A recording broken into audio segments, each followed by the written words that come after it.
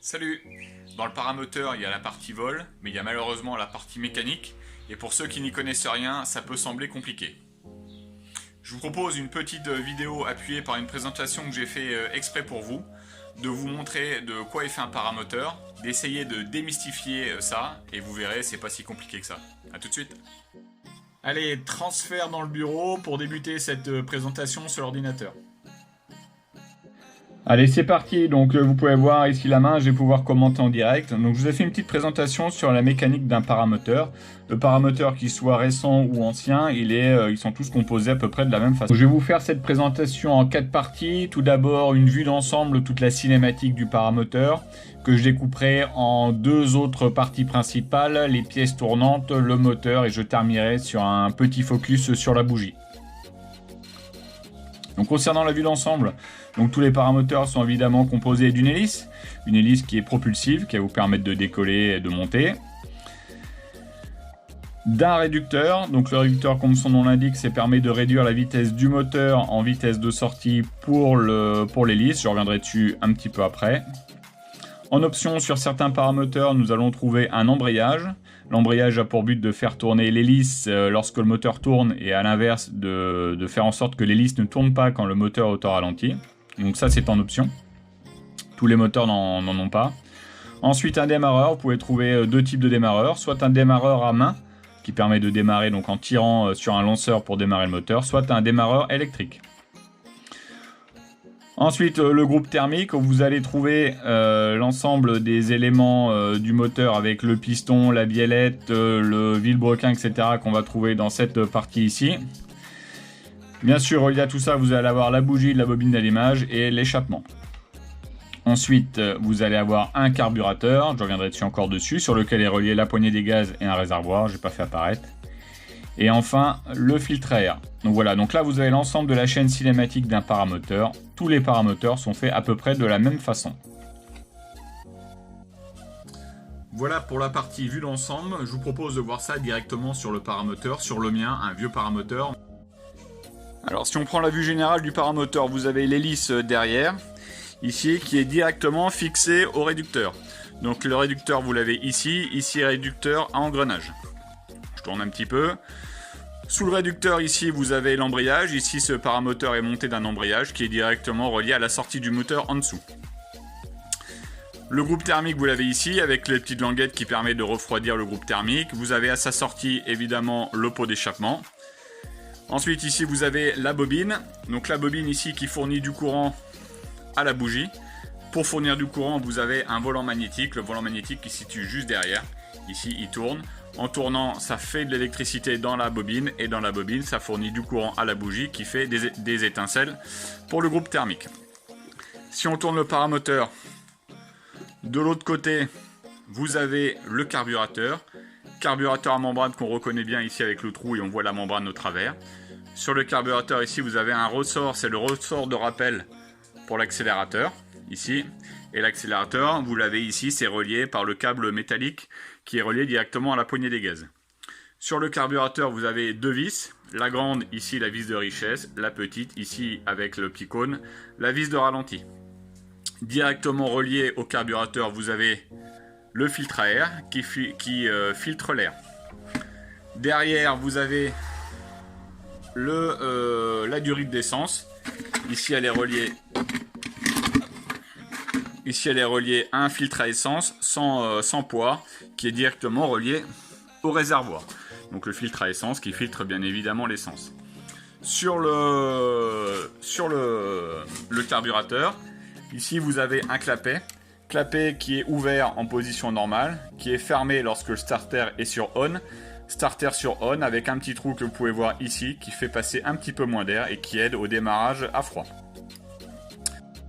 Vous avez ici la tirette du démarreur, ici démarreur manuel. Donc vous pouvez voir ici le démarreur qui va faire tourner le moteur, qui va permettre de le faire démarrer. Et ici vous avez la petite roue à ailette qui va permettre de refroidir le moteur en envoyant de l'air pendant que ça tourne. Donc on a vu l'ensemble du paramoteur, maintenant on va revenir sur la présentation et je vais revenir en détail sur chaque partie. Donc nous revoilà sur la présentation. Donc les 2 parties, la première partie, les parties tournantes, et la deuxième partie, la partie moteur proprement parlé. Donc sur les parties tournantes, nous avons l'hélice. Alors l'hélice, elle est caractérisée par différents paramètres. On a tout d'abord son diamètre, plus ou moins grande, ça peut être 110, 115, 120 jusqu'à 160 cm. Différents matériaux, en bois, en carbone, en fibre de verre. Chacune a ses spécificités, ses avantages et ses inconvénients. Une hélice, ensuite, elle peut être bipale, tripale, quadripale, même jusqu'à 5 pales selon les modèles de paramoteurs. Une particularité des pales de paramoteur, c'est que le pas est fixe. Je reviendrai un petit peu sur le détail du pas juste après. Et enfin, elle se caractérise par une poussée statique et une poussée dynamique. La poussée statique étant la poussée lorsque l'hélice ne se déplace pas dans l'air. Et la poussée dynamique, c'est la poussée lorsque l'hélice se déplace dans l'air, c'est-à-dire lorsqu'on est en vol. Pour définir un petit peu plus en détail le pas d'une hélice et sa poussée, donc la poussée d'une hélice va dépendre de son pas, c'est-à-dire de sa géométrie, et va dépendre de sa vitesse de rotation. La vitesse de rotation dépend de la vitesse du moteur et de son réducteur. Le pas de l'hélice va dépendre de sa géométrie. Pour considérer le pas, il faut voir ça un petit peu comme la vitesse d'un vélo. Si vous mettez une vitesse basse dans un vélo, vous allez rouler vite, mais il va vous falloir plus de puissance. Finalement, le pas, c'est un petit peu comme la vitesse du vélo. Il est adapté à la puissance du moteur et à sa vitesse de rotation. Donc c'est pour ça que les héliциers, quand ils construisent une hélice, ils adaptent le pas de l'hélice, c'est-à-dire sa géométrie, en fonction de la puissance du moteur et en fonction de sa vitesse de rotation maximale qui correspond au réducteur. Pour la poussée dynamique qui est en vol, c'est d'autres calculs, je ne rentre pas dans les détails dans cette vidéo. Alors, où peut-on acheter une hélice? Donc finalement, des héliciers, des constructeurs d'hélices, on en trouve pas mal. Donc des Français Hélice Bois, donc ils fabriquent des hélices à la commande. Hyprop, hélicier français qui fabrique des hélices en carbone. Nirvana Paramoteur qui fabrique aussi des hélices en carbone. DT Probeller, donc c'est côté Biélorussie qui fabrique des hélices en bois et en carbone.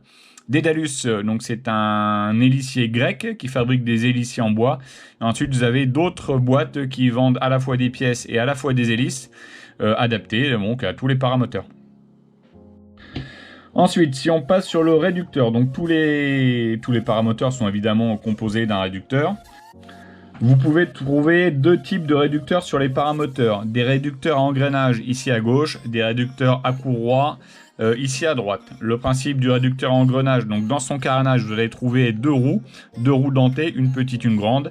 Et pour les réducteurs à courroie, vous allez trouver deux roues qui sont reliées avec une courroie de diamètre différent.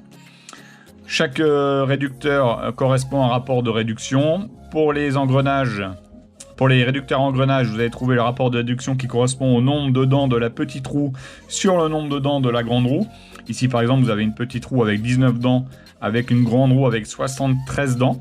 Donc, son rapport de réduction, c'est 19,73. Si on divise 73 par 19, on trouve 3,84. C'est aussi un rapport de réduction 1, 3,84 ou tout simplement 3,84. Donc, si vous avez des données de réducteur, vous pouvez trouver les trois données qui correspondent au même réducteur. Ce qui veut dire aussi que le rapport de réduction étant de 3,84, si votre moteur tourne à 10 000 tours, son rapport de réduction étant de 3,84, ça veut dire qu'en sortie, votre hélice tournera à 2600 tours. Si vous avez un réducteur à courroie, vous avez le petit diamètre et le grand diamètre.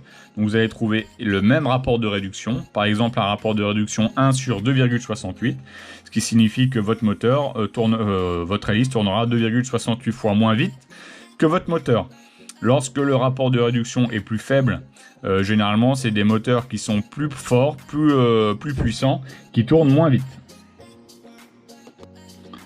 Ensuite, l'embrayage. Donc l'embrayage qui n'équipe pas tous les paramoteurs. Donc l'embrayage, le principe il est assez simple. C'est un embrayage centrifuge. Donc ici vous avez en haut à droite deux patins à l'intérieur qui va s'écarter avec la force centrifuge. En s'écartant, il va toucher la grande roue qui va l'entraîner et qui va faire tourner l'hélice. Donc le réducteur et l'hélice. Ce qui signifie que lorsque le moteur à faible vitesse, c'est-à-dire au ralenti, l'hélice ne tourne pas, et lorsque vous allez mettre de la vitesse, donc de la puissance dans le moteur, celui-ci va accélérer. Les deux patins ici vont s'écarter, le ressort ne les retenant plus, et va entraîner l'hélice. Et lorsque vous réduisez la vitesse, le ressort va ramener les deux patins, et ce qui fait que l'hélice ne tourne pas lorsqu'elle est à faible vitesse. Ensuite, le démarreur. Donc deux types de démarreurs, un démarreur manuel ou un démarreur électrique. Le démarreur manuel à gauche, donc comme son nom l'indique, il faut le tirer à la main pour faire démarrer le moteur, un peu comme une tondeuse à gazon. Donc vous avez un lanceur qui fait tourner le moteur. Sinon vous avez un moteur électrique sur la droite ici, donc c'est assez caractéristique quand vous voyez une roue dentée à l'extérieur du paramoteur. Cette roue dentée est reliée à un autre moteur, le moteur là est le démarreur. Et en actionnant un petit bouton, finalement ça fait démarrer automatiquement le démarreur et le moteur. L'avantage, c'est que il n'y a pas besoin de tirer à la main. Le désavantage, c'est que vous devez avoir une batterie qui doit être chargée. Et du coup, ça rajoute des pièces. Vous avez ici un autre modèle, malgré tout avec un réducteur à courroie. Et vous avez le réducteur, le démarreur qui est caréné et qui est directement relié à une roue dans le bas moteur. Concernant le moteur, donc ici c'est la partie jaune. Concernant le groupe thermique, donc le groupe thermique c'est l'ensemble culasse-piston, donc vous pouvez voir ici en éclaté, ou sur la droite l'ensemble avec le réducteur et le carburateur. Donc le Mecafly, un site de vente de pièces, c'est intéressant puisqu'ils fournissent les éclatés des pièces. Donc on peut voir ici le groupe thermique avec la culasse et ses petites ailettes qui aident au refroidissement. Vous avez ici le piston avec son segment, le segment qui peut être amené à être changé, qui fait le joint entre la chambre et le piston. Vous avez la biellette, vous avez le vilebrequin. Intéressant aussi, vous avez ici le volant magnétique avec des aimants, qui va tourner devant la bobine. Ça va fournir un courant directement jusqu'à la bougie qui va permettre de faire l'étincelle pour le mélange air-essence. Et à l'arrière, ici, vous allez trouver une petite roue à ailette qui va fournir de l'air et qui va aider au refroidissement du moteur. Ensuite, le carburateur. Donc le carburateur comme une pièce centrale du moteur. Si le groupe thermique est on peut considérer que c'est le muscle du moteur, le carburateur en est le cœur. Et deux types de carburateurs, un carburateur à membrane ici assez caractéristique, on voit la membrane avec son trou et du coup on voit la membrane au travers, et un carburateur à cuve, ici on voit la cuve généralement sur des moteurs plus puissants. Important sur le carburateur membrane, ici vous voyez l'ensemble des membranes qui peuvent être amenées à être changées en fonction de l'entretien que vous faites sur le paramoteur, puisque les membranes ça s'achèsse, ça se déforme, donc ça peut nuire au bon fonctionnement de celui-ci. Pour le carburateur, vous avez plusieurs réglages. Donc la vis L, la vis pour le régime, le bas régime, donc la vis de ralenti. La vis H pour le haut régime ou ce qu'on appelle la vis de richesse. Vous avez bien sûr la commande d'accélérateur, la commande de starter qui ouvre ou qui ferme le clapet et l'entrée carburant.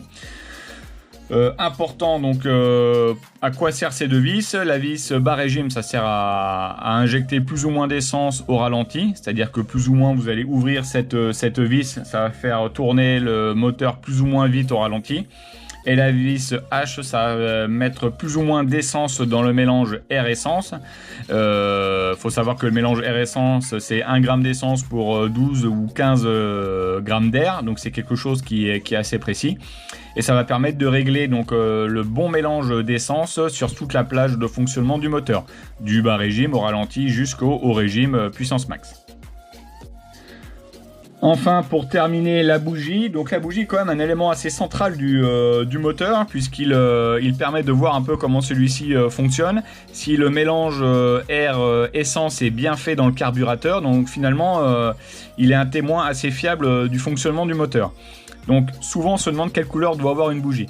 Donc c'est simple, une bougie qui est un peu noire avec du dépôt, qui est un peu grasse, un peu huileuse, c'est que le mélange est trop riche, c'est-à-dire qu'il y a trop d'essence par rapport au volume d'air. Si ici vous avez une pâte qui est blanche avec une bougie qui est très sèche, c'est que là la quantité d'essence est insuffisante. Donc là attention, vous risquez un serrage moteur. Et lorsque vous avez une bougie qui est marron, et bien là finalement vous avez un bon mélange air-essence dans le carburateur. Alors on peut avoir un mélange trop pauvre ou trop riche pour différentes raisons. Donc soit ça vient d'un mauvais réglage du carburateur, soit ça vient d'un encrassement des parties qui sont internes ou externes au carburateur. Vous pouvez avoir alors soit un filtre à essence qui est un petit peu bouché ou un filtre à air qui est bouché et l'air ne rentre pas assez bien, donc vous allez avoir un mélange d'air qui va être trop faible, donc là vous allez avoir un mélange qui est trop riche. Et à l'inverse, si vous avez un mauvais réglage ou si votre pointeau, votre gicleur à l'intérieur du carburateur est encrassé, donc si vous nettoyez pas votre carburateur, vous allez avoir un bon réglage malgré tout de la vis de richesse, mais vous allez avoir pas assez d'essence à cause d'un encrassement du carburateur et vous aurez un mélange trop pauvre. Ensuite, il faut savoir qu'en fonction de l'altitude, il peut être intéressant de régler la vis de richesse, puisque la quantité d'air, si vous êtes au niveau de la mer ou si vous êtes en montagne, c'est pas la même. Donc attention à ça, vous pouvez être amené à changer aussi ces réglages en fonction du lieu où vous situez. Autre point intéressant, sur les bougies, vous avez un numéro. Donc ici, on peut voir à côté, NGK, c'est la marque de la bougie, et derrière, vous avez un numéro, 8, 9, 10, 11. Le numéro de bougie détermine la capacité de dispersion de la chaleur au sein du moteur. Donc plus le chiffre est important, élevé, plus sa capacité de dispersion est grande. Donc moi, je pense qu'il est intéressant de mettre un numéro un petit peu plus élevé, donc un 10 en été. Ça va permettre à la chaleur de s'évacuer un petit peu mieux. Par contre, si vous volez en hiver quand les températures sont faibles, mettre un niveau 8 ou 9 est intéressant, puisqu'en fait la bougie va garder entre guillemets un petit peu de chaleur, va me permettre de faire mieux fonctionner le moteur. Alors où est-ce qu'on peut trouver des pièces? Eh bien des pièces, on en trouve finalement, il n'y a pas 50 milliards de sites. Alors il existe beaucoup de sites de constructeurs. Quand vous achetez votre paramoteur, chaque constructeur a son site généralement de revente de pièces. Néanmoins sur Mecafly, je trouve que c'est un site qui est pas mal puisqu'il vous donne les éclatés et c'est assez clair pour trouver les pièces. Après vous avez d'autres sites, paramoteur.com, vous avez ALS Paramoteur sur différents modèles. J'ai pas fait tous les modèles puisque vous trouvez beaucoup de boutiques qui sont uniquement orientées sur le modèle de paramoteur. Voilà pour la présentation de la cinématique et des pièces d'un paramoteur. J'espère que ça vous a plu. En tout état de cause, si vous soignez bien votre moteur, que vous l'entretenez bien, vous aurez certainement moins de panne. Donc c'est tout bénef et c'est plus de plaisir. Allez, on se retrouve à la fin du confinement pour une petite vidéo en vol. Salut!